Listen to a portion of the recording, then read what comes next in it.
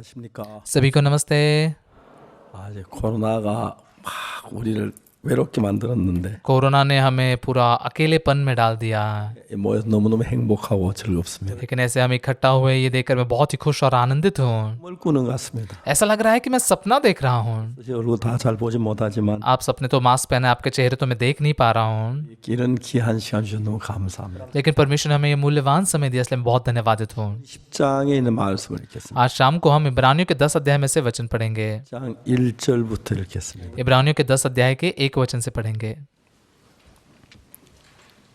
이걸 10장 1절을 찾아주시기 바랍니다. कृपया करके इब्रानियों के 10 अध्याय के पहले वचन को खोलिए। 찾으셨으면 1절부터 제가 읽겠습니다. अगर आपको मिला है तो एक वचन से आगे मैं पढ़ूंगा। 장차오는 좋은 일의 그림자요 참 형상이 아니므로 해마다 늘 드린 바와 같은 제사로 나오는 자들 언제든지 온전케 할 수 없느니라. क्योंकि व्यवस्था जिसमें आने वाली अच्छी वस्तुओं का प्रतिबिंब है पर उनका असली स्वरूप नहीं, इसलिए उन ही एक ही प्रकार के बलिदानों के द्वारा जो प्रतिवर्ष अचूक चढ़ाए जाते हैं पास आने वालों को कदापि सिद्ध नहीं कर सकती। 이는 자들이 단번에 정결케 되어 다시 죄를 깨닫는 일이 없으리니 어찌 드린 일을 그치지 아니하였으리. नहीं तो उनका चढ़ाना बंद क्यों न हो जाता। इसलिए जब सेवा करने वाले एक ही बार शुद्ध हो जाते तो फिर उनका विवेक उन्हें पापी न ठहरा था। 그러나 이 제사들은 해마다 죄를 생각하게 하는 것이 있나니 परंतु उनके द्वारा प्रतिवर्ष पापों का स्मरण हुआ करता है। 이는 황소와 염소의 피가 능히 죄를 없이 하지 못함이라. क्योंकि यह अनहोना है कि बैलों और बकरों का लहू पापों को दूर करे। 그러므로 세상에 마실 때 가라사대 하나님 제사와 예물을 원치 아니하시고 오직 나를 한 몸을 예배하셨도다. इसी कारण वह जगत में आते समय कहता है, बलिदान और भेंट तूने न चाही पर मेरे लिए एक देह तैयार की। 전체로 범죄함과 속죄는 기뻐하지 아니하시나니 होम बलियों और पाप बलियों से तू प्रसन्न नहीं हुआ। 이에 내가 말하기를 하나님 보시옵소서 두루마기 책에 나를 가리켜 기록한 것 같이 하나님의 뜻을 행하러 왔나이다 하시니라. तो अब मैंने कहा, देख मैं आ गया हूँ, पवित्र शास्त्र में मेरे विषय में लिखा हुआ है ताकि हे परमेश्वर तेरी इच्छा पूरी करूँ। 그래서 제사와 예물과 번제로 전체로 번제함과 속죄는 원치 아니하시고 기뻐하지 아니하신다 하셨고 이는 다 율법을 따라 드리는 것이라. ऊपर तो वह कहता है, न तो तूने बलिदान और भेंट और होम बलियां और पाप बलियों को चाहा और न उनसे प्रसन्न हुआ, यद्यपि ये बलिदान तो व्यवस्था के अनुसार चढ़ाए जाते हैं। 보시옵소서 내가 하나님의 뜻을 행하러 왔나이다 하셨으니 그 첫 것을 폐하시면 둘째 것 세우려 하십니다. फिर यह भी कहता है, देख मैं आ गया हूँ ताकि तेरी इच्छा पूरी करूँ, अतः वह पहले को उठा देता है ताकि दूसरे को नियुक्त करे। 자 예수 그때 몸을 단번에 들이심으로 말하면 우리가 거룩함을 얻었노라. उसी इच्छा से हम यीशु मसीह के देह के एक ही बार बलिदान चढ़ाए जाने के द्वारा पवित्र किए गए हैं। 제사장마다 매일 서서 섬기며 자주 같은 제사를 드리되 이 제사는 언제든지 죄롭게 하지 못하거니와 हर एक याजक तो खड़े होकर प्रतिदिन सेवा करता है और एक ही प्रकार के बलिदान को जो पापों को कभी दूर नहीं कर सकते बार बार चढ़ाता है। 하나님 우편에 앉아서 परंतु यह व्यक्ति तो पापों के बदले एक ही बलिदान सर्वदा के लिए चढ़ाकर परमेश्वर के दाहिने जा बैठा 그 후에 자기 원수들로 자기 발등상이 되게 하실 때까지 기다리시라니 और उसी समय से इसकी बाट जो रहा है कि उसके बहरे उसके पाँव के नीचे की पीढ़ी बने, 영원히 온전케 하셨는데 क्योंकि उसने एक ही चढ़ावे के द्वारा उन्हें जो पवित्र किए जाते हैं सर्वदा के लिए सिद्ध कर दिया है। 성령이 우리에게 증거하시되 और पवित्र आत्मा भी हमें यही गवाही देता है, क्योंकि उसने पहले कहा था, 그날 후는 저희와 세울 언약이 이것이라 하시고 내 법을 저희 마음에 두어 저희 생각에 기록하려 하신 후에 प्रभु कहता है कि जो वाचा मैंने उन दिनों के बाद उनसे बांधूंगा वह यह है कि मैं अपने नियमों को उनके हृदय पर लिखूंगा और मैं उनके विवेक में डालूंगा। 죄와 저희 불법은 내가 다시 기억지 아니라 하셨으니 फिर वो यह कहता है, मैं उनके पापों और उनके अधर्म के कामों को फिर कभी स्मरण न करूंगा। 제사 드릴 것이 없네. और जब इनकी क्षमा हो गई है तो फिर पाप का बलिदान नहीं रहा। 18절 말씀까지. हमने 18 वचन तक पढ़ा। 오늘 저녁에 우리는 아주 중요한 이야기를 선택했습니다. आज शाम को हमने एक बहुत ही महत्वपूर्ण बात के बारे में बात करने के लिए चुना है। 이 이야기를 알 수 있었다면 बहुत सारे लोग अगर इब्रानियों के 10 अध्याय में लिखी हुई इस बात को समझ पाते तो 고통하거나 괴로워할 일이 전혀 없으리라고 생각합니다. पाप के वजह से दर्द में या पीड़ा में बिल्कुल भी नहीं रहते। 많은 분들이 히브리서는 너무 어려워. हाल ही में बहुत लोग कहते हैं कि इब्रानियों की पुस्तक बहुत ही मुश्किल है, 보통 교회 목사님 히브리서를 설교하는 경우는 거의 없다고 합니다. इसलिए आमतौर पर चर्च के पास लोग इब्रानियों में से ज्यादा वचन प्रचार नहीं करते। 이게 왜 어렵지? माफ कीजिए, लेकिन मुझे क्या लगता है पता है ये क्यों मुश्किल है? 너무 쉬운데 उल्टा ये तो बहुत ही आसान है। 단어가 이해 안 가는 게 하나도 없고 यहाँ पर कोई ऐसा ऐसा शब्द नहीं है जो समझ नहीं सकते, 알 수 없는 게 하나도 없는데 이게 왜 어렵지? और इसमें कोई ऐसा अर्थ भी नहीं है जो समझ नहीं सकते, ये क्यों मुश्किल है? 우리가 성경을 읽다 보면 그런 걸 참 많이 느끼는 거예요. मैं भी बाइबल पढ़ते हुए ऐसी बातों को बहुत महसूस करता हूँ। 우리는 하나님께서 우리에게 하신 그 많은 일들을 조금만 깊이 생각해 보면 परमेश्वर ने हमारे लिए किए हुए कामों को अगर थोड़ा सा गहराई से सोचेंगे तो 하나님의 마음하고 우리 마음이 같아지고 우리 마음이 하나님과 같아지면 하나님의 마음이 이해가 돼요. हमारा मन परमेश्वर के साथ और परमेश्वर का मन हमारे साथ एक होने पर हम परमेश्वर के मन को समझ सकते हैं। 너무 재미가 있는 तब ये बाइबल में बहुत ही मजा आने लगता है। 이브리 10장 1절에 율법은 장차오는 좋은 일의 그림자요. इब्रानियों के 10 अध्याय के 1 वचन में लिखा है, क्योंकि व्यवस्था जिसमें आने वाली अच्छी वस्तुओं का प्रतिबिंब है 아니므로 पर उनका असली स्वरूप नहीं। 율법이 그림자야. व्यवस्था ये प्रतिबिंब है, 형상이 아니야. असली स्वरूप नहीं है। 자, 이런 이야기도 사람들 깜짝 놀라지요. ऐसे बातों को सुनकर लोग बहुत आश्चर्यचकित होते हैं। 좀 더 생각을 해보면 अगर हम थोड़ा सा और सोचेंगे तो 여러분 우리 몸은 하나님 만든 아주 정교한 기계와 같습니다. परमेश्वर ने हमारे शरीर को बनाया ना बिल्कुल एक बहुत ही सटीक मशीन के समान है ये। 보고 귀로 듣고 또 냄새 맡고 말하는 기능이 있고 मतलब हम आंखों से देखते हैं, कानों से सुनते हैं, फिर सुगंध आती है और हम सोचते भी हैं हमारे दिमाग से, 이기는 기능이 있고 और सोचते तुरंत ऐसे हिलने की ऐसी भी क्रियाएं होती है। 많은 기능들이 있습니다. इस प्रकार की बहुत सारी क्रियाएं हम में हैं, हमारे शरीर में है। 그렇기 때문에 우리가 생각하고 말 이런 기능들을 전부 다 합해서 तो इसलिए हमारे सोचना और बोलने की इन सारी क्रियाओं को इकट्ठा करके हम शरीर बनते हैं, एक शरीर होते हैं। 우리가 자동차를 만들었다고 생각해 보면 थोड़ा सोचिए, शुरुआत में हमने गाड़ी बनाई है, ऐसा समझिए। 처음에 만든 차에 브레이크가 있었을까 생각해 봐. मतलब पहली बार जिस गाड़ी को बनाया गया था उसमें ब्रेक होगा क्या, थोड़ा सोचते हैं। 앞으로 가면 되지 왜 가는 차를 막는 브레이크가 필요해? आगे जाना बस काफी है ना, जाने वाली गाड़ी को रोकने के लिए ब्रेक की क्या जरूरत है? 자동차는 앞으로 달려가기 위해 만든 기계인데 तो गाड़ी जो है आगे दौड़ने के लिए बनाई गई मशीन है, 짝스러운 장애물이 나타나는 लेकिन आगे जाते जाते अचानक से बीच में कोई तो ऐसे बाधा आ जाती है। 건데 मतलब गड्ढा अगर है इस रास्ते में तो 세워도 서지 않기 때문에 브레이크를 만드는 거예요. गाड़ी को बस ऐसे ही रोक कर वो नहीं रुक सकते, इसलिए ब्रेक बनाया गया। 실제로 자동차 가는 걸 억제하는 것인데 तो असलियत में ब्रेक जो है गाड़ी की गति को नियंत्रित करती है। 그걸 왜 차마 다 달아야 하지? तो ये ब्रेक क्यों लगाना जरूरी है? 근데 이번에 브레이크를 쓰다 보면 뭘 느끼냐면은 तो ब्रेक का इस्तेमाल करते हुए हम क्या महसूस कर पाते हैं? 차에 브레이크가 고장 났다면 अगर हमारी गाड़ी में ब्रेक खराब हो जाता है तो 절대로 두려워 마음껏 다 아주 조심스럽게 가요. मतलब हम बहुत ही जितना चाहिए उतने तेजी से नहीं जा सकते, बहुत सावधानी से जाना पड़ेगा। 시속 뭐 100km를 달리든 50km 달리다 그냥 브레이크 딱 서니까 लेकिन अगर ब्रेक है तो चाहे 50 किलोमीटर की गति से या 100 किलोमीटर की गति से ब्रेक दबाने पर रुक सकते हैं ना। 자동차를 처음에 만들 때는 자동 달려가기 위한 것이기 때문에 브레이크를 안 만들었을 거예요. इसलिए जब गाड़ी को पहली बार बनाया गया तो आगे दौड़ने के लिए बनाया गया, इसलिए ब्रेक नहीं बनाया होगा। 그 생각하면 이제 브레이크가 만들어지는 लेकिन आगे दौड़ते दौड़ते जब बीच में आने वाली बाधाओं के बारे में सोचा होगा, उन्होंने ब्रेक बनाया होगा। 거예요. मनुष्य का शरीर भी ऐसे ही है। 환자들이 한 번은 저한테 얘기해요. 입이 너무 써서 항암 치료를 받느라고. तो कुछ कैंसर के पेशेंट आकर मुझसे कहते हैं कि हमारा मुंह में बहुत कड़वा लगता है जब हम कीमोथेरेपी ले रहे हैं, इसलिए खाना नहीं खा सकते हैं। 제가 이야기했어요. मैं उनसे कहता हूँ, 웃었어요. मैं हंसने लगा। 왜 웃으세요? क्यों आप हंस रहे हैं? 웃기셨잖아요. आपने मुझे हंसाया ना। 암 환자가 입이 쓰다고 밥을 안 먹어요. एक कैंसर का पेशेंट, उसे मुंह में कड़वा लग रहा है इसलिए खाना नहीं खाता। 우리 몸에 가장 병을 고치는 여러 가지 기능이 있지만 हमारे शरीर में बीमारियों को ठीक करने वाली बहुत सारी क्रियाएं होती हैं, 어떤 약보다도 가장 병을 잘 치료하는 면역 체계. और किसी भी दवाई से ज्यादा बीमारी को अच्छे से ठीक करने वाली क्या पता है? प्रतिकार शक्ति। 다른 약들은 전부 다가 독도 있고 해도 있어서 약을 잘 먹으면 오히려 해를 입는 경우가 많은데 दूसरी दवाइयों में मतलब को थोड़ा सा जहरीली बातें होती है, अगर उसे खाएंगे तो कुछ साइड इफेक्ट्स भी हो सकता है, नुकसान हो सकता है। 그 아무 해가 없이 몸의 병들을 치료해. लेकिन प्रतिकार शक्ति जो है बिना किसी नुकसान के हमारे शरीर में से बीमारियों को चंगा करती है। 면역 체계가 활성화되기 음식을 먹어야 되죠. तो प्रतिकार शक्ति को अच्छे से बनने के लिए खाना खाना बहुत जरूरी है। 맞았다고 밥을 안 먹으면 면역 체계가 일을 못. लेकिन अगर स्वाद नहीं लग रहा है इसलिए खाना नहीं खाएंगे तो प्रतिकार शक्ति काम नहीं कर सकती। 우리 몸에 어떤 모든 기능을 살려야 하는데 तो हमारे शरीर में हर एक प्रकार की क्रियाओं को चलाना या जिलाना जरूरी है। 핏돌 속에 있는 면역 체계는 तो हमारे खून में जो वाइट ब्लड होते हैं उसमें प्रतिकार शक्ति होती है, 일을 해요. वो शरीर की बातों को मारने का काम करती है। 세균이나 병균들을 죽이는 일을. माफ कीजिए, शरीर को मारने का नहीं बल्कि बीमारियों को, वायरसेस को मारने का काम करती है। 몸에 어떤 문제가 병이 생기면 तो अगर इसलिए हमारे शरीर में कोई ऐसी बीमारी आती है तो 머리에 깨 보고도 안 하고 हमारा शरीर दिमाग को रिपोर्ट भी नहीं करता 피 속에서 흰 핏돌을 많이 만들어. और तुरंत ही खून में सफेद कोशिकाओं को बहुत ज्यादा बनाने लगता है। 이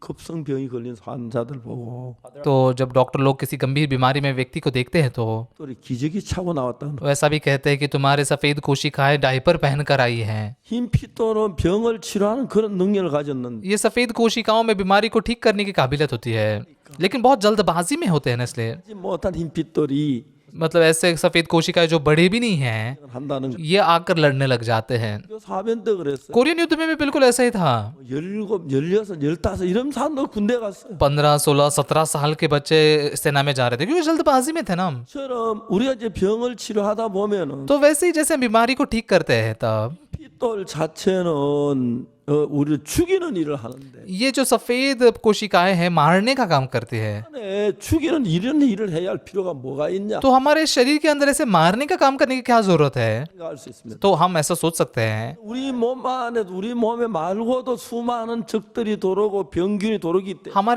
हमारे शरीर के अलावा बाहर से आने वाले बहुत सारे दुश्मनी चीजें भी होती है। 생각할 때 우리 몸의 모든 기능 우리 몸이 잘 살도록 건데 흰 핏돌 몸을 죽이는 건데 왜 그게 필요하지? तो शुरुआत में सोचेंगे तो हाँ नहीं, हमारे शरीर में सारी चीजें हमें जलाने का काम करती है, फिर ये सफेद कोशिकाएं मारने का क्यों काम करती है? 다른 병균들을 죽이는 일. ये हमारे शरीर को नहीं बल्कि बाहर के जो दुश्मन है, जो कीटाणुओं को मारने का काम करते हैं। 평균寿命아주 짧습니다. ये कीटाणुओं के जो जीवनचर्या ना बहुत कम होता है। 여러분 뭐 80살, 70살까지 살기 때문에 लोग जो है ना 80-70 साल तक जीते हैं। 때문에 사람이 태어나서 아기를 낳으려면 적어도 뭐 20년 이상 걸려야 아기를 낳지요. तो इसलिए एक आदमी को जन्मने के बाद में बच्चा जन्म देने के लिए 20 से अधिक साल बीतने पड़ते हैं ना। 병균들은 수명이 짧기 때문에 लेकिन ये कीटाणुओं के जो जीवनचर्या बहुत कम होता है, 바로 번식이 되기 때문에 इसलिए ये तुरंत ही ज्यादा ऐसे फैलने लग जाते हैं। 얼마나 많은 번식을 할 수 있어요. एक ही दिन में बहुत ही ज्यादा वो फैल सकते हैं। 우리가 마라리아 같은 병은 사실 무서운 병이 아닌데 तो ये मलेरिया जैसी बीमारी जो है ना इतनी डरावनी बीमारी नहीं है, 속에 번식을 하기 시작하면 लेकिन जब मलेरिया शरीर में ज्यादा ऐसा फैलने लग जाती है 번식을 하기 तो बहुत ही जल्द बहुगुणित होने लग जाती है। 아주 쉬운 것은 처음에 감각이 있을 때 막 말에 증상 있다 다 바로 테스트 말에 그만 약 먹으면 아주 쉽게 나아요. तो मलेरिया में अगर आपको कुछ लक्षण दिखाई देते हैं और तुरंत ही आप जाकर दवाई लेते हैं तो बहुत आसानी से ठीक हो सकते हैं। अफ्रीका में एक बार मुझे मलेरिया हुआ था। 안에서 버거 있다가 मैं जब जोहान्सबर्ग में था 탄자니아에 갔어요. तो वहां से तांजानिया में हम गए। 사모님이 저를 보고 목사님 왜 그러시냐고. क्योंकि पास्टर के पत्नी ने कहा कि पास्टर क्या हुआ आपको? 내가 어제 좀 차게 잤는지 감기 걸린 것 같다고. नहीं, कल शायद से मैं थोड़ा ठंड में सोया इसलिए मुझे सर्दी हो गई ऐसा लगता है। 사모님 깜짝 목사님 여기는 아프리카입니다. 큰일 납니다. वो पास्टर की पत्नी आश्चर्यचकित होकर कहने नहीं नहीं पास्टर, अफ्रीका है, बड़ी समस्या हो जाएगी। और हम अस्पताल में गए। 병원에 가서 좀 안 됐는데 असल में मैंने अस्पताल में जाना नहीं चाहिए था। 현미경 하나 있고 वहां पर एक छोटा सा माइक्रोस्कोप था 없는 것 같아요. और कुछ भी नहीं था उस अस्पताल में। 그래 그 사람 피를 뽑더니 유리판에다 발랐어요. तो उन्होंने मेरा खून निकाला और एक ग्लास के स्लैब पर रखा 불 곁에 가서 그걸 말려요. और फिर उसे जाकर बिजली के बल्ब के नीचे सुखाया 난 뒤에 और पूरा सूखने के बाद में 염색약이 걸치고. उसमें कुछ तो ऐसी दवाई वो डालते हैं। 왜냐면 이 염색약은 마라리아 균만 염색을 한 거예요. ये दवाई जो है ना ये बस मलेरिया के कीटाणुओं को ही रंग देती है। 다시 말리더니 보니까 और निकाल कर फिर से सुखाया और कहा कि आपको मलेरिया हुआ है। 그래서 의사는 저에게 판시다라고 하는 약 2개를 줬는데 तो इसलिए ये डॉक्टर ने मुझे कुछ 2 दवाइयाँ दी। 2개 딱 먹고 말을 깨끗하게 나왔어요. वो दवाइयाँ खाने के बाद में मैं पूरी तरह से ठीक हो गया। 아주 쉬워요. शुरुआत जब होती है तो मलेरिया को ठीक करना आसान है, 기간을 넘기면 लेकिन अगर कुछ समय बीतने के बाद 막 온몸에 가득 차면 मलेरिया के कीटाणु पूरे शरीर भर फैल जाते हैं 죽어버린 거예요. तब लोग मर जाते हैं। 해마다 아프리카 마라리아 죽는 사람이 얼마나 많은지 몰라요. हर साल में अफ्रीका में मलेरिया से मरने वाले लोग बहुत सारे हैं। 이제 자주 가면서 마라리아 이제 그 약도 준비하고 그런데 요즘은 거의 준비 안 하고 잘 지내도 있는데 अफ्रीका में कई बार जाते हुए मलेरिया की दवाइयों को तैयार करके हम जाते हैं। इन दिनों में तो नहीं जाता, ऐसे आराम से जाता हूँ। 몸에는 우리 몸만 위하는 게 아니라 병기를 죽이게 반 우리 몸을 죽이게 하는 상쾌하는 그런 문제도 있어요. हमारे शरीर में कुछ ऐसी बातें हैं जो बस हमारे शरीर की परवाह ही नहीं करते बल्कि उसको विरोध में जाकर मारने का काम भी करते हैं। 이 여러 गा지 그 성경에 많은 말씀들이 있는데 तो बाइबल में बहुत सारे अलग अलग प्रकार के वचन परमेश्वर ने हमें दिए हैं। 복되고 뭐 그렇게만 आ니고 तो बस आपके साथ अच्छा हो, आशीष पाए, ऐसी बातें नहीं है सिर्फ। 율법에 대한 이야기를 하면서 तो इसलिए व्यवस्था के बारे में बोलते हुए 잘 지키면 복을 받고 은혜는 그렇게 알고 있어요. ज्यादातर लोग जानते हैं कि व्यवस्था का पालन करेंगे तो अच्छा होगा, आशीष पाएंगे। 우리 10장 1절은 율법은 장차 오는 좋은 일의 그림자다. लेकिन इब्रानियों का 10 एक वचन कहता है कि व्यवस्था आने वाली अच्छी वस्तुओं का प्रतिबिंब है। 장차 오는 좋은 일의 참이 아니고 그림자다. आने वाली असली अच्छी वस्तुओं का असली रूप नहीं बल्कि प्रतिबिंब है, असली नहीं है। 이 때문에 율법을 정확하게 잘 모르면 तो इसलिए अगर व्यवस्था को सटीकता से नहीं जानेंगे तो 지켜야 하고 그래야 제3박 하늘을 간 줄 생각해요. तो व्यवस्था को अच्छे से पालन करके फिर ही हम स्वर्ग में जाएंगे, ऐसा लोग सोचते हैं। 말 자체도 굉장히 많은 뜻을 가지고 있어요. व्यवस्था इस शब्द का ही बहुत सारे अलग अलग अर्थ है। 가지고 율법이라 할 때 있어요. 10 आज्ञाओं को कई बार व्यवस्था कहा गया। 창세기, 출애굽기, 레위기, 민수기, 신명기 이런 것들은 율법서라고 말해요. और फिर उत्पत्ति, निर्गमन, लेवी व्यवस्था, गिनती और व्यवस्था विवरण, इसे व्यवस्था की पुस्तक भी कहते हैं। यहाँ पर जो व्यवस्था कही गई है 다른 여러 가지 의미가 있는 इसका और एक अलग अर्थ है। 쉽게 말하면은 आसानी से कहे तो 구약성에 나타난 모든 것은 한마디로 말하면 예수 그리스도의 그림자예요. तो पुराने नियम में जो सारी बातें हैं उसको एक ही शब्द में बताया गया कि यीशु मसीह की परछाई है। 사실은 그 율법의 그걸 가지고 तो इसलिए वो भेड़ों का बलिदान चढ़ाना वो भी व्यवस्था है। 죽음으로 제사함을 받는 것처럼 उस मेमने के मरने के द्वारा जैसे पापों की क्षमा मिलती है, 그것이 우리 죄를 사하는 그것을 의미해 주는 거죠. वैसे यीशु मसीह के क्रूस पर मरने से हमारे पाप क्षमा हो, तो इसका अर्थ है ये। 자체가 우리께 뭘 하는 게 아니고 तो व्यवस्था खुद ही में हमारे लिए कुछ नहीं करती। 제사든 그 제사 그 자체가 तो व्यवस्था में जो बलिदान चढ़ाया जाता है, ये बलिदान 어떤 일을 하냐면은 ये कौन सा काम करता है? 우리 죄를 사하기 위하여 피를 흘려 죽은 어린 양의 이야기인데 तो ये हमारे लिए लहू बहाकर मरने वाले मेमने की कहानी है। 흘려 죽음으로 우리 죄를 사하는 이야기가 나오는 तो वो मेमना हमारे लिए मरकर लहू बहाकर हमारे पापों को धोता है, ऐसी कहानी लिखी है। 끝이 아니고 그림자다. ये असली नहीं है बल्कि एक प्रतिबिंब है। 뭐냐? असली क्या है फिर? 예수님을 나타내는 것. वो यीशु मसीह को प्रकट करके दिखाती है। 사람이 죄를 지으면 यदि पुराने नियम में कोई लोग पाप करते थे तो उनके लिए पाप बलि चढ़ाया जाता था। 실제 속죄 제사가 나오는 लेवी व्यवस्था के 4 अध्याय 27 वचन में पाप बलि के बारे में लिखा है। 하나가 여호와의 검령 중 하나도 부주의 범하여 허물이 있다가 यदि साधारण लोगों में से कोई अज्ञानता से पाप करे अर्थात कोई ऐसा काम जो यहोवा ने मना किया और करके दोषी हो, 그다음에 그 범한 죄의 깨우침을 받고 और उसके बाद और उसका वह पाप उस पर प्रकट हो जाए, 는 암염설끌과 그 범한 죄를 그것을 예물로 삼아 तो वह उस पाप के कारण एक निर्दोष बकरी बलिदान के लिए ले आए। 이렇게 이제 속죄 제사에 대한 이야기라는 거예요. इस प्रकार से पाप बलि के बारे में बताया गया है। 우리가 죄를 지었을 때 तो जब हम पाप करते हैं, 사함받기 위해서 해야 하는 게 있나? पापों की क्षमा के लिए हमने कुछ तो करना जरूरी है। 다음에 어떤 게 있냐면 그보다 더 급한 게 뭐냐? और उसके बाद में और एक जल्दबाजी में करने लायक चीज क्या है? 깨닫게 하기 위하여 주는 것이 있습니다. एक ऐसी चीज है जो हम पापी है ये जानने के लिए दी गई है। क्या आप समझ पा रहे हैं? 우리가 죄인인 걸 깨달아야 죄 사함을 받지요. क्योंकि जब हम पापी है ये समझने पर ही हम पाप की क्षमा पा सकते हैं। 4장 27절에 इसलिए लेवी व्यवस्था के 4 अध्याय के 27 वचन में 민의 하나가 여호와의 검령 하나를 부지며 범하여 허물이 있다. यदि साधारण लोगों में से कोई अज्ञानता से पाप करे अर्थात कोई ऐसा काम जिसे यहोवा ने मना किया हो करके दोषी हो 험한 죄의 깨우침을 받거든. और उसका वह पाप उस पर प्रकट हो जाए, 흠 없는 암염소를 구하도 그 범한 죄 그것을 예물로 삼아. तो वह उस पाप के कारण एक निर्दोष बकरी बलिदान के लिए ले आए। 그래서 우리가 이 성경을 보면 율법에 대한 이야기인데 तो यहाँ पर बाइबल में देखेंगे तो व्यवस्था के बारे में लिखा है। 가운데 어떤 율법은 죄를 깨닫게 하기 위하여 만드신 율법이 있고 कुछ कुछ व्यवस्थाओं में से ऐसे भाग है जो पापों को प्रकट करने के लिए बनाए गए हैं। 죄를 사하기 위하여 주는 율법이 있고 कुछ ऐसी व्यवस्था है जो पापों की क्षमा के लिए दिए गए हैं। 예수 그리스도를 나타내기 위하여 써여진 그림 और कुछ व्यवस्था का ऐसा भाग है जिसमें ऐसी बातें लिखी है जो यीशु मसीह को प्रकट करके दिखाए। 이들을 자세히 알면 तो इन बातों को अगर हम बहुत ही सही रीति से जानेंगे 굉장히 쉽습니다. तो बाइबल बहुत आसान है। 한 부분만 알아가지고 लेकिन बस उसका अगर एक ही भाग जानेंगे तो 연결해 이해가 안 가니까 बाइबल ऐसे जुड़ता नहीं, हम समझ नहीं पाते, 문제가 생긴다. तो इसलिए ऐसे वैसे बहुत समस्याएं आती है। 10장 1절 율법은 장차오는 좋은 일의 그림자요. इसलिए इब्रानियों के 10:1 में लिखा है कि व्यवस्था आने वाली अच्छी वस्तुओं का प्रतिबिंब है, 하나님으로 해만 늘 드는 바 같던 제사 나온 자 온전히 온전히 할 수. पर उसका असली स्वरूप नहीं। इसलिए उन एक ही प्रकार के बलिदानों के द्वारा जो प्रतिवर्ष अचूक चढ़ाए जाते हैं पर पास आने वालों को कदापि सिद्ध नहीं कर सकते। यहाँ पर जो व्यवस्था लिखी है ये क्या बताया गया है? 계명도 율법이고요. 10 आज्ञा भी व्यवस्था है, 그렇죠? सही है ना? 이런 제 1계명, 2계명, 10계명 그것도 율법이고. और 10 आज्ञा के साथ साथ पहले दो जो आज्ञाएं हैं, 2 आज्ञा भी व्यवस्था है।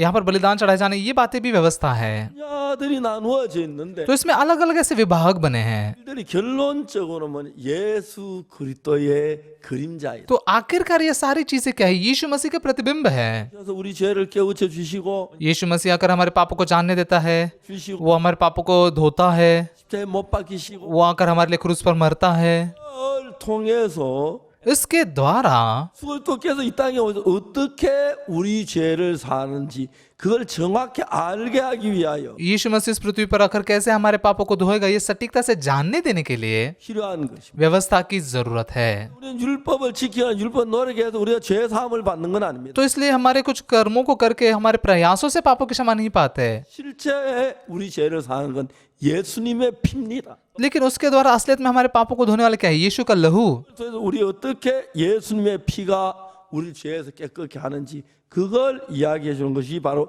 율법이라는 것입니다. तो व्यवस्था के द्वारा कैसे यीशु मसीह के लहू से हमारे पाप धोए जाते हैं ये बात व्यवस्था बता रही है। 십계명을 इया기할 수도 있고 तो व्यवस्था को ऐसे देखने पर वो 10 आज्ञा के बारे में बता रहा है ऐसा लगता है, और कई बार ये 2 आज्ञाओं के बारे में बताया है। 전부 다를 통해서 예수 그리스도를 나타내서 तो ये सारी बातों में से यीशु मसीह को प्रकट करने के लिए 예수님이 십자가에 못 박혀 죽으심으로 말미암아 इसका उद्देश्य क्या है कि यीशु मसीह क्रूस पर मरने के द्वारा, 하셨기 때문에 क्योंकि वो हमारे पापों के लिए मरा, 해방받는 그 과정을 설명하기 위한 हम पापों से छुटकारा पाए इस प्रक्रिया को समझाने के लिए है। 부분이 똑같은 사람이라도 손이 다르고 발이 다른 것처럼 जैसे एक ही व्यक्ति क्यों ना हो लेकिन उसके हाथ और पैर अलग होते हैं, वैसे 그리고 귀가 다른 것처럼 उनके आंखें अलग होते, कान अलग होता है। 우리에게 주는 그 영향이 다 달라요. व्यवस्था जो हम पर प्रभाव डालती है वो सब अलग अलग है। 율법은 장차오는 좋은 일의 그림자의 참 형상이 아니므로 यहाँ पर क्या लिखा है? व्यवस्था आने वाली अच्छी वस्तुओं का प्रतिबिंब है, उसका असली स्वरूप नहीं। 율법이라는 걸 뭐라 하는 말? यहाँ पर व्यवस्था मतलब किस चीज के बारे में बताया गया है? 십계명을 얘기하는 게 아니고 ये दूसरा मतलब 10 आज्ञाओं के बारे में नहीं बताया है, 법을 이야기하는 거예요. बल्कि ये बलिदान की विधि के बारे में बताया गया है। 잡아 제사를 드리고 소를 잡아 제사 드리고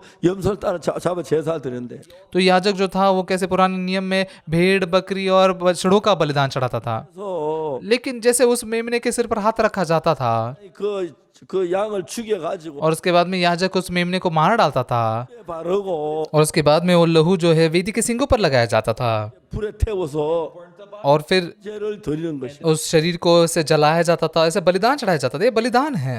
뭐냐면 예수님이 십자가에 못 박혀 죽으셔 우리를 죄에 산 그 사실을 의미를 가르쳐 주고 있는 लेकिन इसका मतलब क्या है? कैसे यीशु मसीह हमारे पापों के लिए मारा जाएगा, इस असलियत को ही हमें सिखा रहा है। 율법은 또 다른 면을 읽어보면 재밌는 이야기가 나오는데 तो व्यवस्था को अगर अलग तरीके से पढ़ेंगे तो उसमें मजेदार बातें भी है। 장을 봅시다. आइए कुलूसियों के 2 अध्याय को पढ़ते हैं। 되냐면 कुलूसियों के 2 अध्याय में क्या लिखा है?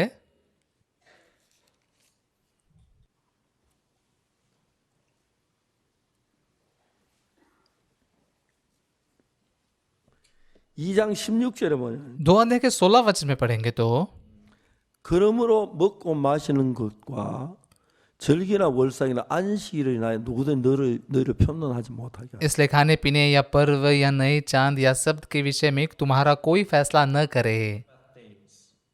참 17절에 17 वचन में, 이것들은 장래일의 그림자이나 몸은 그리스도의 것이니. क्योंकि ये सब आने वाली बातों की छाया है पर मूल वस्तुएं मसीह की है। 그럼 우리가 안식일 이게 무슨 장래의 그림자의 안식일은 안식일이지. तो ये शब्द का दिन कैसे ये आने वाली अच्छी वस्तुओं की परछाई है? ये शब्द का दिन तो शब्द का दिन है। 그런 게 뭐 안식일에 몸이 있어도 लेकिन ये मूल वस्तु मसीह है, मतलब उसका कुछ शरीर है क्या, वस्तु है क्या, कुछ हो, 안 갑니다. ये समझ नहीं पाते हम। 그러나 우리가 조금 깊이 생각하면 लेकिन अगर हम थोड़ा गहराई से सोचे तो 안식이라는 것이 सब्त का दिन मतलब 안식일을 기억하여 그날을 거룩하게 지켜. सब्त के दिन को तुम पवित्र रूप से पालन करना, 그렇죠. है ना। 6일 동안 힘써 내 모든 일을 하고 6 दिन तक पूरे ताकत लगा तुम्हारा सारा काम करो, 하나님 여호와의 안식일 आ무 일도 하지 말지. और 7वां दिन तुम्हारे लिए पवित्र दिन है, सब्बात का दिन है, उसके लिए उसमें कोई काम न करना। 여종이나 तुम्हारे दास दासी, 객이나 तुम्हारे घर में आने वाले परदेसी, 하지 마라. वो कोई भी काम ना करे। 이게 뭐죠? ये क्या है? 왜 이런 것을 안식일을 만들었죠? तो क्यों ये सब्त का दिन बनाया गया?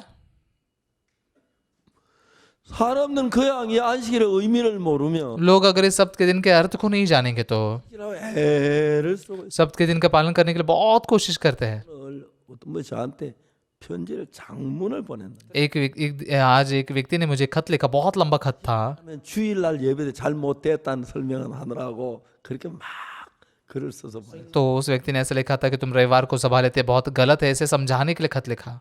그분이 자기가 말한 그게 틀렸다는 걸 잘 몰라요. तो उनको नहीं पता कि जो वो बोल रहे हैं वो गलत है। 안식일날 예배들은 왜 주일날 예배를 드립니까? तुमने सब्त के दिन में सभा लेनी चाहिए, क्यों रविवार के दिन को ले रहे हो? 안식일에 예배도 주일날 예배 드리지 말라는 법이 성경에 어디 있어요? तो बाइबल में ऐसा कौन सा है कि तुम रविवार के दिन में सभा न लो, ऐसा कौन सा नियम है?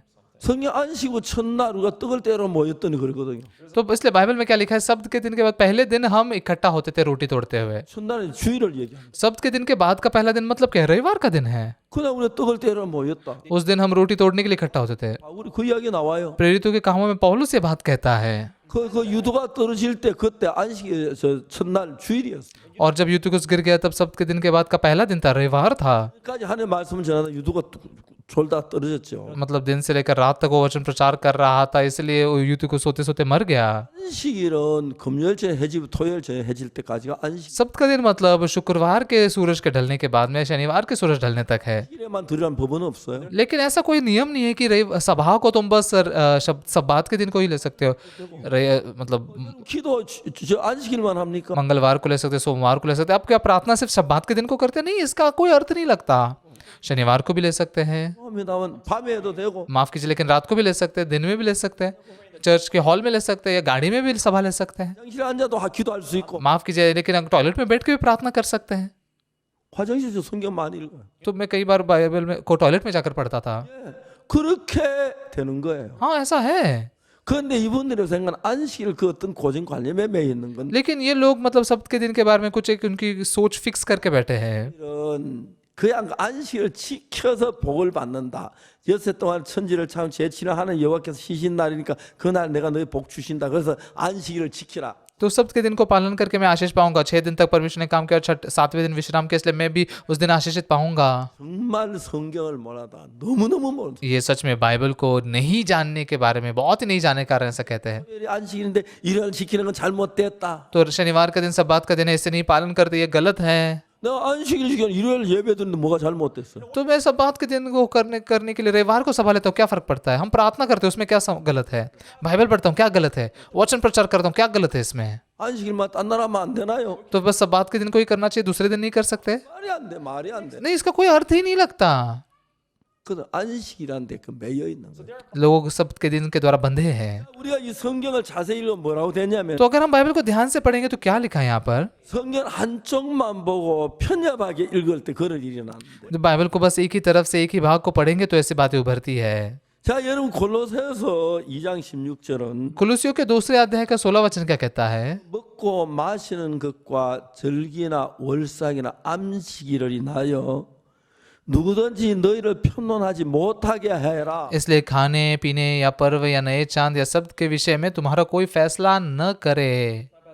안식일은 토요일 예배를 드렸는데 이렇게 편론하지 마라. तो सब्त का दिन शनिवार को ही सभा लेनी चाहिए, इस प्रकार से तुम्हारा फैसला कोई ना करे। 안식일은 그런 게 아니다. सब्त का दिन ऐसा दिन नहीं है। 안식일 하나님 여세 찬조 천지 장교 시험 우리도 쉬어야 한다. तो इसलिए सब्त का दिन ये विश्राम का दिन है, इसलिए हम सबको विश्राम मिलना चाहिए, विश्राम करना चाहिए हमने, ये नहीं है उसका अर्थ।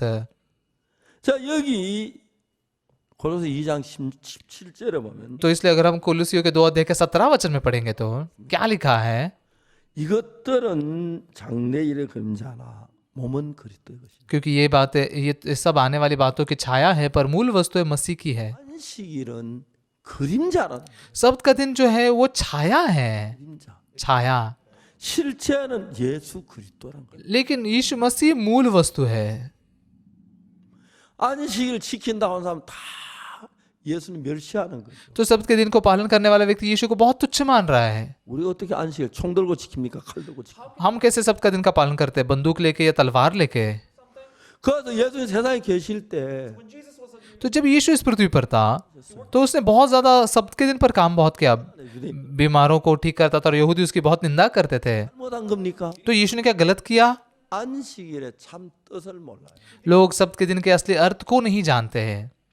안식일은 우리를 무거운 짐에서 해방시키는 게 안식일이에요. सब्त का दिन क्या है? जो हमें भारी बोझ से स्वतंत्र करता है, वो सब्त का दिन है।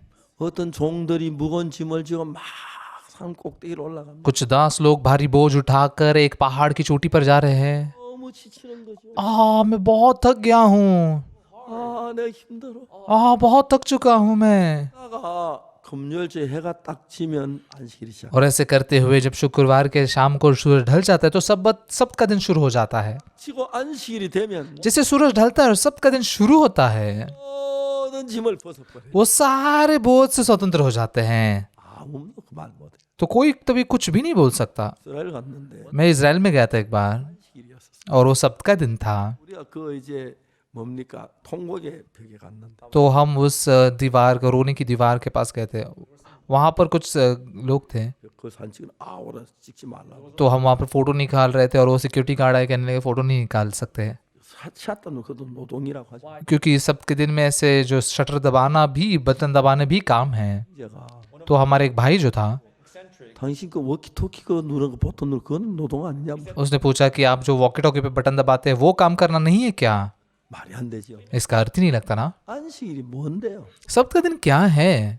이것은 하나의 그림자예요. ये एक परछाई है। 이야기하면은 दूसरे शब्दों में कहे तो 창세기 उत्पत्ति, निर्गमन, लय व्यवस्था, गिनती और व्यवस्था विवरण, 모든 구약 성경들은 ये सारे जो पुराने नियम के इस पुस्तक हैं, ये सब 그래서 어떤 일을 하실 것을 나타낸 그리스도의 그림자예요. ये यीशु मसीह आकर क्या काम करेगा उसको प्रकट करने वाली एक परछाई है। 안식일은 뭐냐?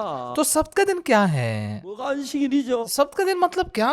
예수님이 우리를 모든 죄에서 해방시키시고 यीशु मसीह हमें 그것을 가르치는 거예요. यीशु मसीह हमें सारे हमारे पाप के बोझ से स्वतंत्र करता है और पुराना नियम हमें ये बात को सिखाती है। 예수님 나는 안식일의 주인이다. तो इसलिए यीशु कहता है कि मैं सब्त के दिन का प्रभु हूँ। 뭐라고 말씀하셨습니까? और फिर यीशु ने क्या कहा? 온 짐진 자 다 내게로 와. 내가 너희를 쉬게 하리라. हे बोझ से दबे लोगों मेरे पास हो, मैं तुम्हें विश्राम दूंगा। 안식이란 건 뭘 같이 하면은 तो ये सब्त का दिन किस बात को दर्शाता है? 그림자예요. ये यीशु मसीह की परछाई है। 뭐랍니까? यहाँ पर क्या लिखा है? 어떤 장래인의 그림자나 몸은 그리스도의 것이다. क्योंकि ये सब आने वाली बातों की छाया है पर मूल वस्तु है मसीह की है। 있는데 तो जैसे अगर मेरा शरीर है तो मेरा परछाई होती है, 중요한 거고 तो ये परछाई नहीं, मैं महत्वपूर्ण हूँ। 옥순한 사람이 내 몸이다. भागुकसु नाम का ये मनुष्य, ये मेरा शरीर है, तो ये मेरी परछाई भी है। 보지 못한 사람들 जो लोग मुझे नहीं देख पाते हैं 보고 나를 생각한다. वो परछाई को देखकर मेरे बारे में सोचते हैं। 주님이 오시기 전에 इसलिए यीशु के आने से पहले 주님 오시면 우리에게 어떤 일을 하실 것을 보여주는 것이 예수님의 그림자입니다. यीशु आकर हमारे लिए क्या काम करेगा, ये यीशु की छाया है। 안식일의 진정한 의미는 तो सब्त के दिन का असली अर्थ क्या है? 주일 안식일 지키나 주일 안식일 그걸 얘기하는 게 아니라 रविवार को सब्त का दिन पालन करे, शनिवार को करे, ऐसा नहीं लिखाया। 어떻게 지키는 그 자체가 의미가 아니고 सब्त के दिन को पालन करने खुद ही में उसका अर्थ नहीं है। 이 세상 오셔서 뭐라 यीशु मसीह ने इस दुनिया में आकर क्या कहा? 수고하고 무거운 짐진 자들 다 내게로 오라. ये परिश्रम करने वाले बोझ से दबे लोगों मेरे पास आओ, 너희를 쉬게. मैं तुम्हें विश्राम दूंगा। 무슨 이야기예요? तो इसका मतलब क्या है? 예수님하고 안식일 똑같죠? यीशु और सब्त का दिन एक समान है। 안식일은 뭐라 그럽니까? सब्त का दिन क्या कहता है? 수고하고 무거운 짐진 자다 내게로 내가 너희를 쉬게 하리. ये परिश्रम करने वाले बोझ से दबे लोगों मेरे पास आओ, मैं तुम्हें विश्राम दूंगा। 오면은 안식일만 만나면 어떤 짐에도 해방을 받는 거예요. अगर आप सब्त के दिन के सामने आते हो, उससे मिलते हो, तो किसी भी बोझ से स्वतंत्र हो जाते हैं। 그건 뭘 가리킵니까? ये किस बात को दर्शाता है? 예수님 우리를 죄의 짐에서 해방시키는 그걸 가리. यीशु मसीह हमें पाप के बोझ से स्वतंत्र करता है, इस बात को दर्शाता है। 그 예수님 앞에 나가면 तो यीशु के सामने आते हैं तो 그 수고하고 무거운 짐이야 다 내게로 오라. हे बहुत से दबे परिश्रम करने वाले लोग सब मेरे पास आओ। 사람들은 무거운 죄의 짐을 지고 막 पुराने नियम में लोग ऐसे बोझ उठाकर जा रहे होते हैं, तो 무거운 짐을 지고 막 걸어가지요. ऐसे बोझ भरे चीजों को उठाकर चल रहे हैं। 짐을 지고 걸어 너무너무 시게요 힘들어. बोझ उठाकर ये बहुत थका देने वाला है। 앉아 이야기하고 싶습니다. तो मैं थोड़ा बैठकर बात करता हूँ।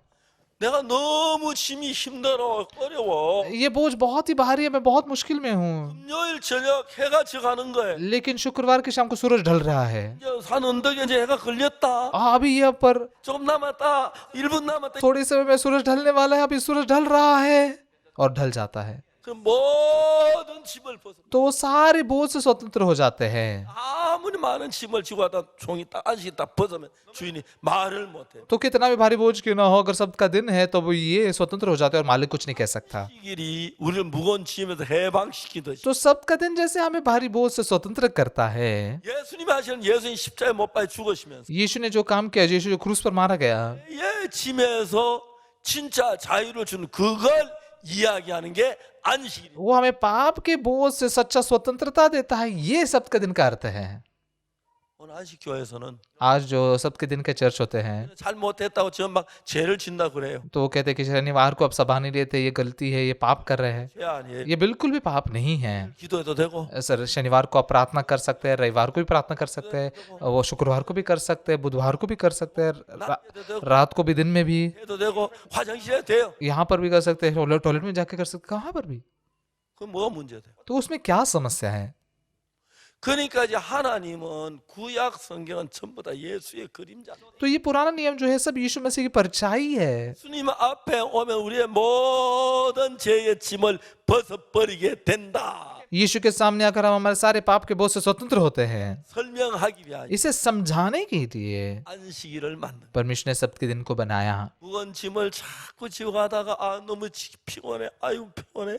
그 지금 짐을 내려놓지 못해. 아이고 죽겠네. 나 죽겠네. 아이고 나 죽겠네 하다가 해가 딱 안식일이다. 이야. तो भारी बोझ उठाते हुए जाते हुए, आह ये बहुत भारी है, मैं मर जाऊंगा इसके बोझ के तले, लेकिन वहां पर सूरज ढल रहा है और सबका दिन है ये, या 그 안식일이 참 이야기는 참된 의미는 그거예요. सबके दिन का असली अर्थ ये है। 고통하고 괴로워하고 슬퍼하다가 मैं पाप में, दर्द में, पीड़ा में, दुख में होते हुए 정말 내 제사 있구나.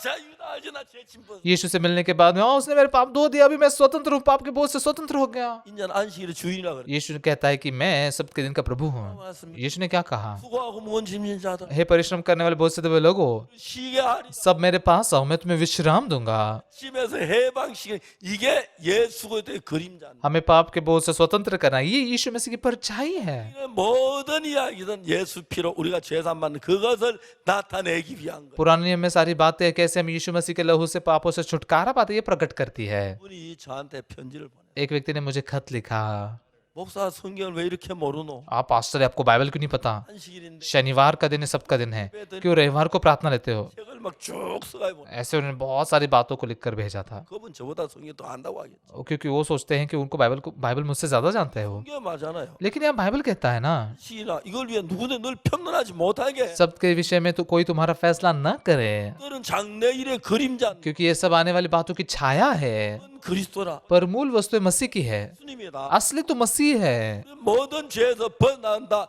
해방을 받는다. 자유는 그걸 설명. यीशु मसीह हमें पाप के बोझ से स्वतंत्र देता है, वो स्वतंत्रता करता है, हमें मुक्ति देता है। 안식 못 하잖아요. लेकिन सबके दिन को लोग पालन नहीं कर पाते ना, 안식 지키려고 왜 먹잖아요. मतलब सबके दिन को पालन करने में बहुत मुश्किल होती है ना, ये इसका मतलब नहीं है। 성경을 잘 못한다. बाइबल को सही रीति से नहीं जानते लोग। 그 골로새 2장 그 성경 한쪽만 보면 안 मतलब बाइबल के एक ही तरफ देखकर नहीं चलेगा, आपको कुलिसियों के 2 अध्याय को पढ़े, 되나. तो चाहे खाने पीना हो या पर्व हो, 절기는 नया चांद हो या सब के विषय में 알가왈 तुम्हारा कोई फैसला न करे, तुम्हारा कोई फैसला न करे। 맞지요? सही है। 안식교 교인들은 우리만 진짜 안식일 지킨다. जो 7 डे चर्च के लोग हैं वो कहते हैं कि हम ही सबका दिन का पालन करते हैं, 안식일의 의미는 लेकिन सच्चे सबके दिन का अर्थ क्या है? 모든 집을 내놓고 쉬는 그게 안식을 मेरे सारे बोझ को उतार के रख कर विश्राम करना, है सबका दिन है। 지고 가다가도 तो एक दास भले कौन सा भी बोझ उठाए क्यों ना हो, 버리듯이 वो जैसे सब्त के दिन में सारे बोझ से मुक्त होता है। 오면 जब मैं प्रभु के सामने आता हूँ, 짐을 다 벗대 죄의 짐을 전부 다 벗어 सब्त के दिन में जैसे स्वतंत्र होते हैं, वैसे ही मेरे पाप के सारे बोझ से स्वतंत्र हो जाते हैं।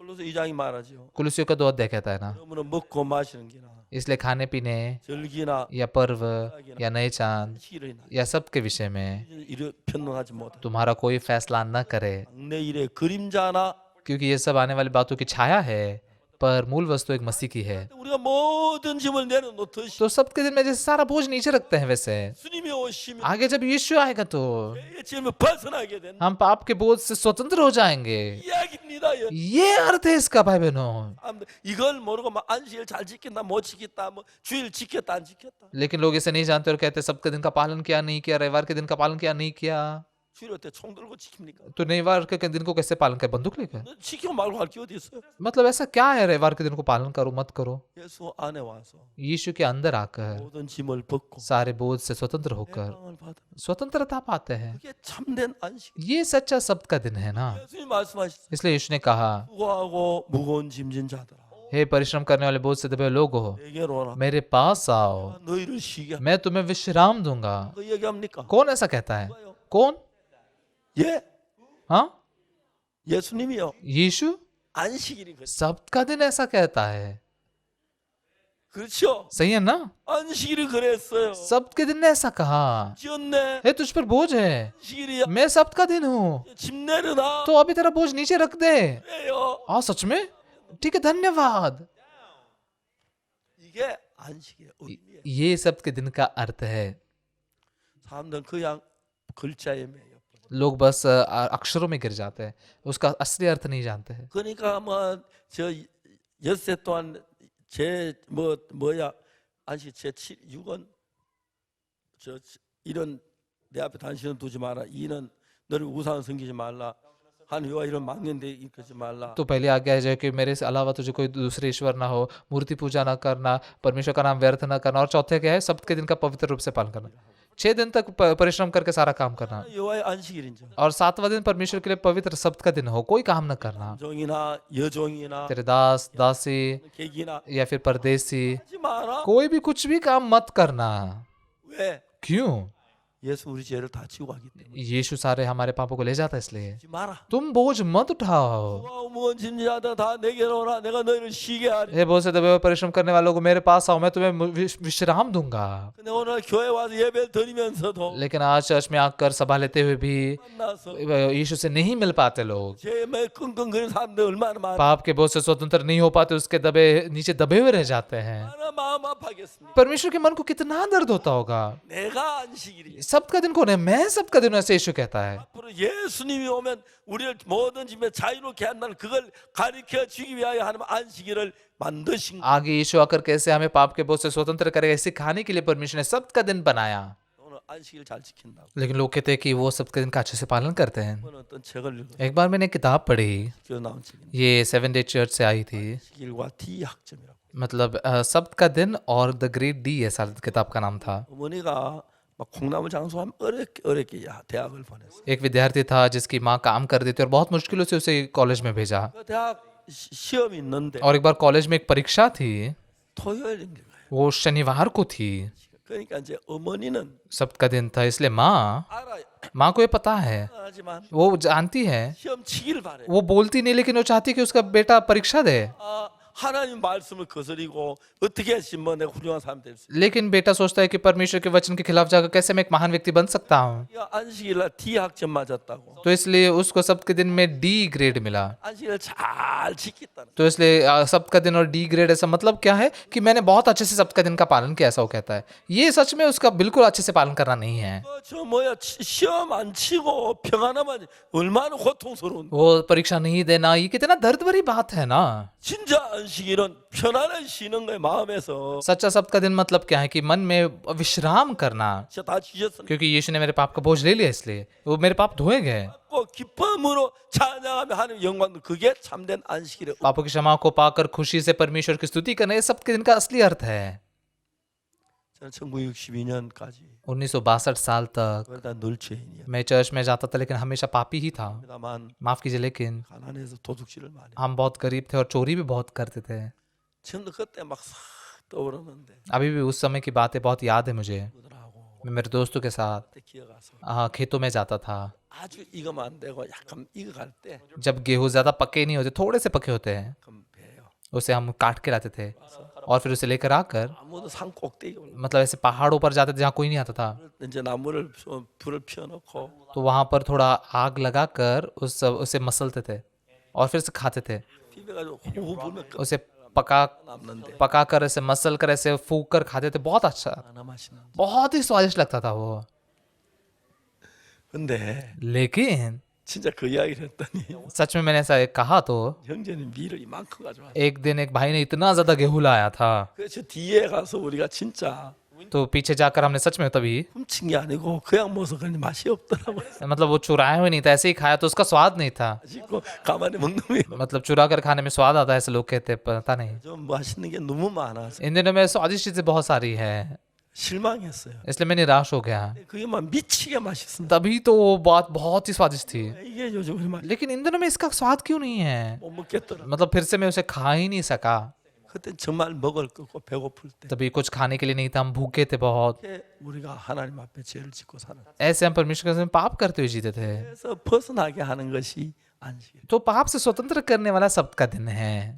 제 치는 너희 하나님 여호와의 안식일이니 7वां दिन प्रभु का, परमेश्वर का दिन हो, सब्त का दिन।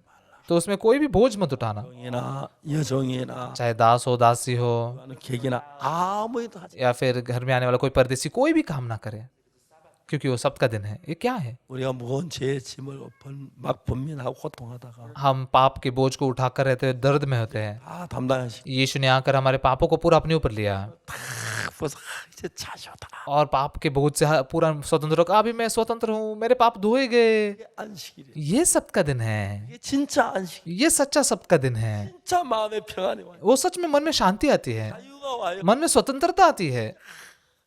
अभी सच में मैं स्वतंत्र हूँ। 그죄 가지고 있으면은 तो पाप को रखते हुए, 지키도 가슴 뜨거운 सब्त का दिन को पालन करते हुए मन में तकलीफ है, वो सब्त का दिन नहीं है। 무거운 짐 진짜. वो परिश्रम करना, बोझ उठाना, 내가 너희를 तुम सब मेरे पास आओ, मैं तुम्हें विश्राम दूंगा। 구약에 나타나는 그 안식일도 예수의 그림자. तो पुराने नियम में दिखने वाले सब्त का दिन भी यीशु की परछाई है। 양이 죽으면서 피를 흘린 그것도 और वो मेमना में मर कर लहू बहाना, ये भी, 내가 사회적 제사함 받는 그거고. और मेमने के लहू से कैसे हमारे पाप धोए जाते हैं, ये बात दर्शाता है। 이것들은 장래 일의 그림자예요. ये सब आने वाली अच्छी वस्तुओं की परछाई है, 그리스도의 것이. परंतु असली वस्तु, मूल वस्तु मसीह है। 하나님의 그림자입니다. ये यीशु मसीह की परछाई है। 시면 यीशु जब आता है 그를 모든 죄에서 해방시켜 तो हम सबको सारे पापों से स्वतंत्र करता है। हम स्वतंत्र होते हैं, 준 वो हमें सेहत देता है, आशीष देता है। 제사함 받고 얼마나 평안했습니다. पापों की क्षमा पाकर आपने कितना आराम पाया ना, 얼마나 기뻤습니다. कितने आनंदित थे ना, 얼마나 감사. कितने खुश था मैं। 정말 그런 거예요. सच में ऐसा है। 오늘 날도 많은 성도들이라고 하는 분들 만나 보면 आज भी जैसे मैं बहुत सारे चर्च में जाने वाले लोगों से मिलता हूँ, 있는데 वो यीशु पर विश्वास तो करते हैं, 시름을 받지 못해서 लेकिन पापों से छुटकारा नहीं पाए हैं, 괴로워요. दर्द और पीड़ा में है। 예수님하고 아무 상관이 없어요. उनका यीशु के साथ में कुछ भी लेना देना नहीं है। यीशु के साथ कुछ लेना देना नहीं है। 우리를 죄에서 건지시기 왔었어요. यीशु हमें पाप से छुड़ाने के लिए आया। 이 앞에 오면 यीशु के सामने आएंगे तो 죄가 씻어졌는 सारे पाप धोए जाते हैं 피로 क्रूस के लहू से, 지 못하기 लेकिन उस पर विश्वास नहीं कर पाते, इसलिए 짐을 지고 있는 मन में पाप का बोझ उठाए हुए हैं लोग। 무언 짐진 자들아 हे बहुत से परिश्रम करने वाले लोग, मेरे पास आओ, मैं तुम्हें विश्राम दूंगा। 성경이 그렇게 말해요. बाइबल ऐसा कहती है। 이제 십자가에서 해결됐다. हमारे सारे पाप क्रूस पर सुलझाए गए। 양이 죽음으로 죄가 씻어지듯이 पुराने नियम में जैसे पाप बलि के द्वारा उस मेमने के मरने से हमारे पाप धोए जाते थे, 우리 제사는 그걸 의미해. वो मेमना भी यीशु मसीह आकर हमारे लिए मरेगा, इसको दर्शाता है। 그 이야기가 예수님으로 중심되어 있고 बाइबल की सारी बातें यीशु पर केंद्रित है, 우리 죄를 산 그게 성경의 핵심이. और यीशु आकर हमारे पाप को धोता है, ये बाइबल का मुख्य भाग है। यीशु पर विश्वास करते हुए भी लोग अपने आप को पापी कहते हैं। 믿으면서 यीशु पर विश्वास करते हुए भी मुझ में बहुत पाप है, ऐसा कहते हैं। 예수 믿는 사람이 아니에요. ये यीशु पर विश्वास करने वाले लोग नहीं है। 우리가 뭘 해야 하는 게 아니에요. हमने कुछ करना ऐसा नहीं है। 십자가에 못 박히시면서 क्रूस पर मारे जाते हुए 모든 죄에서 구원하시고 हमें सारे पापों से उसने छुड़ाया। 이야기는 모든 것들이 पुराने नियम की सारी चीजें 예수 그리스도를 나타내고 ये यीशु मसीह को प्रकट करती है। 우리를 모든 죄 건져내고 यीशु ने आकर हमें सारे पापों से छुड़ाया और हमारे पापों को धोया 하나셔서 और वो पुनरुत्थित हुआ, 하늘나라에 가실 그 이야기를 하는 हमें लेकर स्वर्ग के राज्य में हो जाता है। ये बात दर्शाती है। 십자가에 못 박힌 우리 죄의 값을 모두 청산했고 इसलिए यीशु ने क्रूस पर मर के हमारे पापों की दंड को चुकाया, उसे बर्फ के समान सफेद किया, शुद्ध किया है हमें। 참된 성경의 의미를 모르는 लेकिन सच्चे बाइबल के अर्थ को लोग नहीं जानते। 십자가에 못 박혀 죽었지만 यीशु क्रूस पर तो मरा, 죄인이라고 하는 사람 लेकिन फिर भी हम पापी है, 너무 많아. ऐसा कहने वाले बहुत सारे लोग हैं। 이해가십니까? क्या आप समझ पा रहे हैं? 그래서 여러분 안식일이나 तो इसलिए सप्त का दिन 싹이나 या फिर पर्व, 이런 것들이 나요. ये सारी बातें जो है 편론하지 못하. इसमें तुम्हारा कोई फैसला ना करें, 그들은 장래일의 그림자이나 क्योंकि ये सब आने वाली बातों की छाया है, पर मूल वस्तु मसीह की है। 계속 오셔서 तो मसीह आकर 진짜 다 내게로 오라. वो कहता है, बहुत से परिश्रम करने वालों को मेरे पास आओ, मैं तुम्हें विश्राम दूंगा। 그걸 믿는 겁니다. इस बात पर विश्वास करना है। 아, 여러분 십자가에 못 박히시면 यीशु जैसे क्रूस पर मारा गया, 사셔서 मेरे सारे पापों को धोया, 해방시 मुझे पापों से छुटकारा दिया, 구원해 주 मुझे उद्धार दिया, 그게 해 मुझे शुद्ध किया, 거룩한 मैं पवित्र हूँ, 전한 मैं सिद्ध हूँ। 그러면 여러분 죄에서 해방을 तो फिर आप पापों से छुटकारा पाते हैं, 또 동행하면 यीशु के साथ में चलते हैं। 내 삶 속에 예수님이 함께 하셔서 ऐसे मन को रखते हुए यीशु आपके साथ में रहते हैं। आपके जीवन में 볼 때 얼마나 감 आपको अनुग्रह की ओर चलाते हुए देखकर आप कितना धन्यवादित होंगे। 이런 복음을 저는 너무너무 감사해요. ऐसे सुसमाचार को प्रचार करते हुए मैं बहुत धन्यवादित होता हूँ। के냐에 갔다가 इस बार भी मैं केन्या में गया था, 가나에 갔다가 उसके बाद में घाना में गया, 토고에 갔다가 और फिर टोगो में गया, 디부아 और कोट दीवार में गया। 4개 나라에 갔어요. ऐसे 4 देशों में मैं गया। 저녁마다 हर शाम को 수천 명의 목회자들이 모였어요. हजारों ऐसे पास्टर लोग इकट्ठा हुए। 너무 감사해요. मैं बहुत धन्यवादित था। 난 안식일 지키라는 얘기 안 했어요. मैंने वहां पर सप्ताह दिन का पालन करो ऐसा नहीं कहा, 10 आज्ञाओं का पालन करो ऐसा नहीं कहा, 예수님인데 क्योंकि मुख्य भाग तो यीशु है। 십자가에 못 박힌 이야기를 했어요. उसके क्रूस पर मारे जाने के विषय में बताया। 그때 우리 죄가 끝이 났어요. तब हमारे पाप खत्म हुए हैं। 예수님께 다 이루었다 하고 영원히 돌아가시. यीशु मसीह ने कहा पूरा हुआ, और उसका आत्मा उसने छोड़ दिया। तो उसने क्या पूरा किया? 죄에서 구원하는 일. उसने हमें पापों से छुड़ाने का काम पूरा किया। 다 이루었. उसने पूरा किया। 누군가 그 예수님이 안식일의 주인인 걸 깨닫고 तो कौन जब जानता है कि यीशु शब्द का प्रभु है, 깨닫고 जब वो जानते हैं कि यीशु ने मेरे पापों को धोया, 깨닫다는 그 믿음은 मेरे पापों की क्षमा हुई, इस बात पर बस विश्वास करना है। 일 지키느라고 लेकिन सप्त के दिन का पालन कर रहे, सच में होश में नहीं है, 십자가하고는 아무 상관없이 क्रूस से कुछ लेना देना नहीं रखते, 안식일 열심히 지키는 사람, पापी है नहीं, इससे नहीं रखते हुए बस सप्त का दिन का पालन करना चाहते हैं। 화나는 사람. यीशु को सच में बहुत ही गुस्सा देने वाले लोग हैं ना। 전 세계 기독교회가 पूरी दुनिया भर में जो मसीहत है 방법으로 흘러가요. इस तरीके से बहती हुई जा रही है। 그들을 다시 깨우쳐 주어서 हमने उनको फिर से जगा कर, 피가 यीशु के क्रूस का लहू वो नाकामयाब नहीं हुआ, 죽어졌고 वो हमारे पापों को धोने के लिए मरा, और उसने हमें सर्वदा के लिए धोया है। 정말 우리를 죄에서 쉬게 하셔. यीशु ने सच में हमें पापों से विश्राम दिया। 다 내게로 내가 너희를 쉬게 하고 ये बहुत से दबे परिश्रम करने वालों को मेरे पास आओ, मैं तुम्हें विश्राम दूंगा। 정말 더러운 죄인이었는데 सच में मैं भी एक गंदा पापी था, 앞에 나와서 लेकिन यीशु के सामने आकर मेरे पापों को धोया गया, मैंने जाना, 모든 죄에서 और मेरे किए हुए सारे पापों से मैं स्वतंत्र हो गया, मैंने स्वतंत्रता पाई। 그때 예수님이 우리 안에 충만하게 तब यीशु हम में पूरा भरपूरी से काम करता है। 성경을 영어로 푼다고 갖다 엉뚱하게 갖다 걸어가지고 풀고 그래요. तो बाइबल को भी उनकी भाषाओं में अच्छे से अर्थ लगाने के लिए कुछ अजीब अर्थ लगाता है। 정확하게 얘기해요. बाइबल बहुत स्पष्ट रूप से कहता है, 구약의 속죄 제사를 드릴 때 पुराने नियम में जब पाप बलि चढ़ाया जाता था, 머리 안수래요. उस भेड़ या मेमने के सिर पर हाथ रखा जाता था। 이 사자의 속죄 제사를 보면 그걸 보고 이해를 못했어. तो लेवी व्यवस्था के 4 अध्याय के पाप बलि को देखकर ये समझ नहीं पा रहा था मैं। जब पास्टर बनते तब हाथ रखते हैं, या फिर एल्डर बनते तब हाथ रख के प्रार्थना करते हैं। 저 염소가 무슨 목사한테 장로가 왜 안수를 해야 돼? वो बकरी क्या पास्टर बनी या एल्डर बनी, क्यों उसके सिर पर हाथ रखना जरूरी है? 그게 इ해가 안 갔어요. इस बात को मैं समझ नहीं पा रहा था, 또 그걸 풀려고 했었어. और बहुत लंबे समय के लिए इसे सुलझाने की कोशिश कर रहा था, 설명이 안 되는 거야. लेकिन इसका कोई समझ ही नहीं सकता था इसे। लेकिन कुछ समय के बाद 레위 16장 21절을 했어. लेवी व्यवस्था के 16 अध्याय के 21 वचन को मैंने पढ़ा।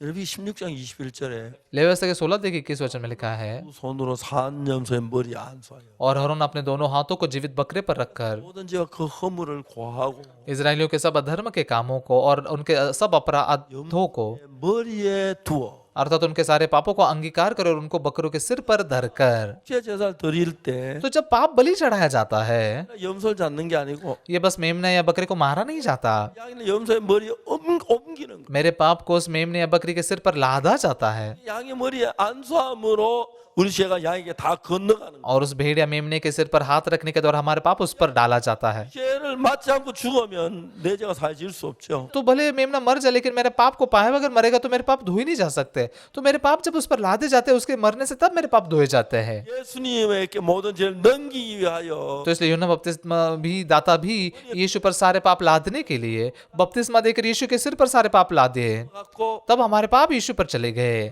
요한 예수께 자기 나오심을 보고 가는 अगले दिन यूहान जब यीशु मसीह को अपनी ओर आते देखता है तो 세상 죄를 지원하는 하나님의 어린 양이 वो कहता है, देखो परमेश्वर का मेमना जो जगत के पाप उठा ले जाता है। 얼마나 놀라운 말씀. कितना अद्भुत वचन है ना ये।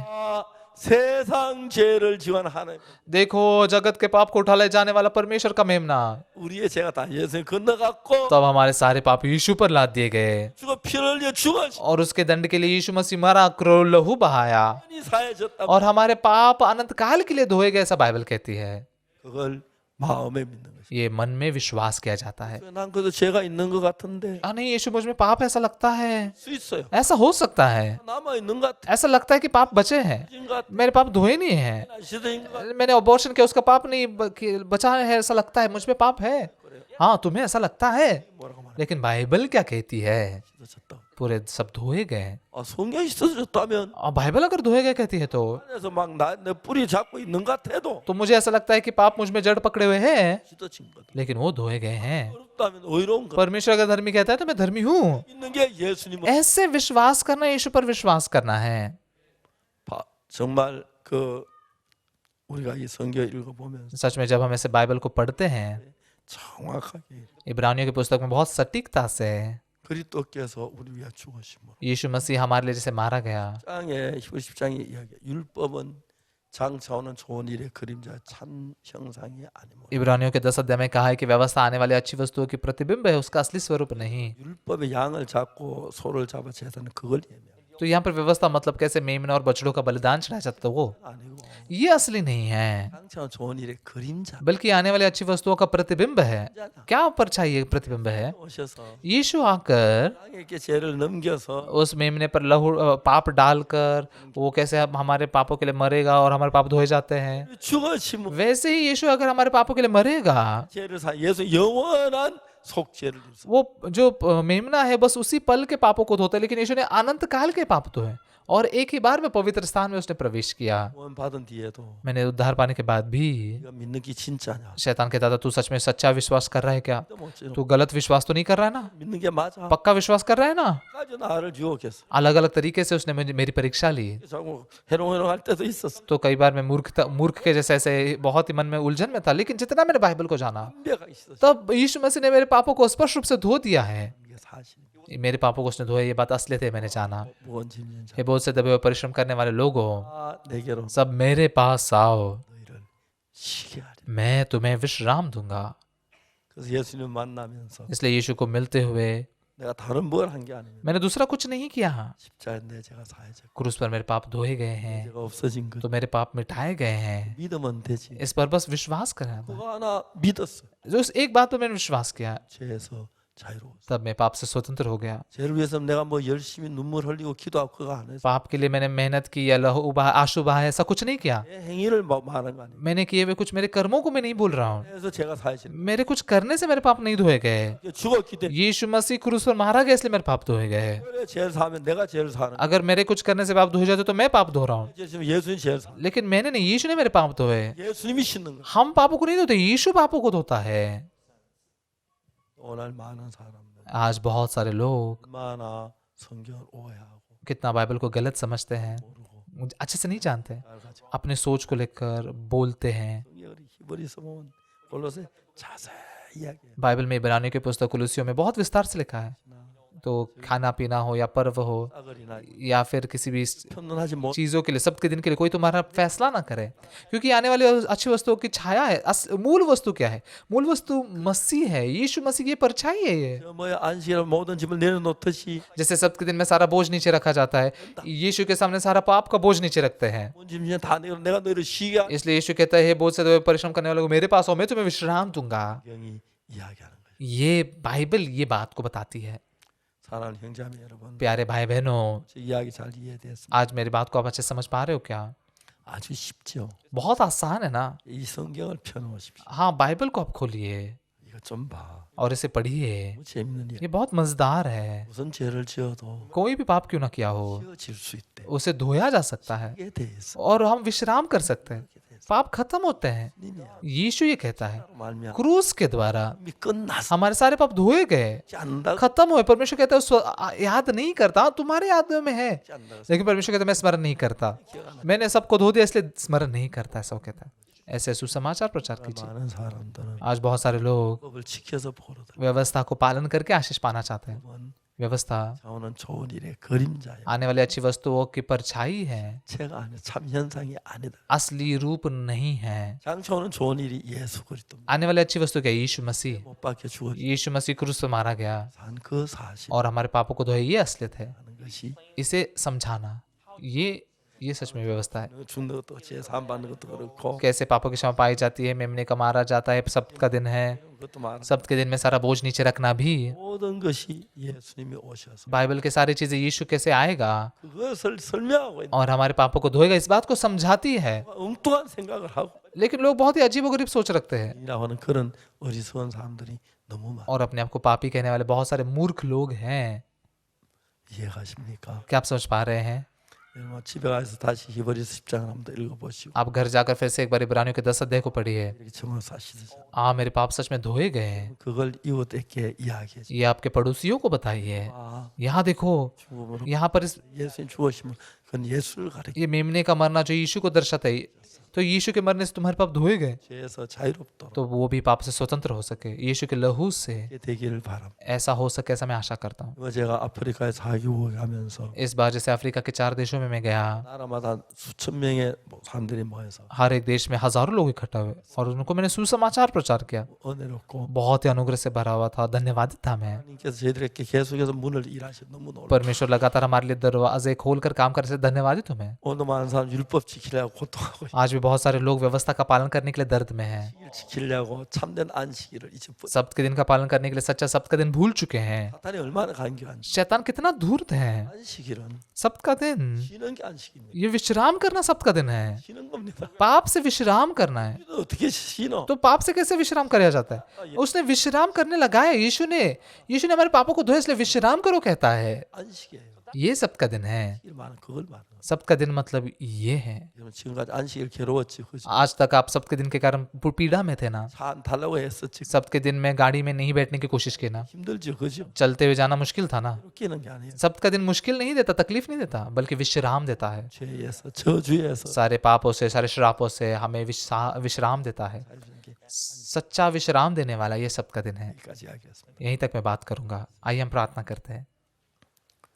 거룩하신 하나님 아버지, हमारे पवित्र परमेश्वर पिता, 우리 죄를 위해서 हमारे पापों के लिए 우리가 해야 할 걸 하나도 남기지 아니하. हमें करने के लिए कुछ भी काम आपने नहीं रखा। 자가로 말며 온전케 됨을 진심으로 감. यीशु के क्रूस से हम सिद्ध हुए, इसलिए पूरे मन से धन्यवाद देते हैं। 안식일은 장래일의 그림자. ये सब्त का दिन आने वाली अच्छी वस्तुओं की परछाई है। 그래서 십자가에 못 박혀서 우리 죄를 사는 그 그림자입니다. यीशु मसीह क्रूस पर मरकर हमारे पापों को धोता है, इसकी परछाई है। 우리 죄가 사진 걸 믿고 यीशु के लहू से हमारे पाप धोए गए, इसे विश्वास करने दीजिए 또한 생각이 끌리지 않게 해주시고 और उस अजीब सोच से खींचे मत जाने दीजिए। 하나님의 은혜 가운데 복된 삶을 살 도와주시고 परमेश्वर के अनुग्रह में हमें आशीषित जीवन जीने दीजिए। 원한 주님께 감사를 पापों से छुटकारा देने वाले प्रभु को धन्यवाद देते हैं। 거듭나게 하시고 हमें पापों से नए जन्म पाने दीजिए 감사. और परमेश्वर का संतान आपने बनाने से धन्यवाद। हमारे पाप धोए गए, 누야 हालेलुया। 피가 मसीह के लहू ने 같이 이게 씻어서 हमारे सारे पापों को बर्फ के समान सफेद धोया है, इसे विश्वास करने दीजिए। धन्यवाद देते प्रभु। 이름으로 기도. यीशु के नाम से हमने प्रार्थना की, आमेन। 여러분 감사합니다. सभी को बहुत बहुत धन्यवाद।